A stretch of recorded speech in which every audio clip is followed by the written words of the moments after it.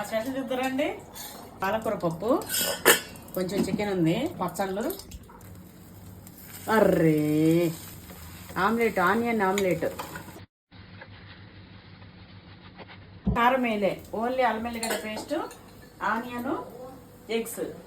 Chicken mutton ఎట్లాగైతే మేము ఎక్కువ తీసుకుంటామో, ఎగ్స్ కూడా 6 పైన ఉండాలి, అంటే అర్ధ డజన్ పైన ఉండాలి, 10 అన్నా ఉండాలి. అట్లా అల్లం వెల్లిగడ్డ వేస్తే గుడ్డులో భలే టేస్ట్ ఉంటుంది, భలే వాసన వస్తుంది, భలే బాగుంటుంది.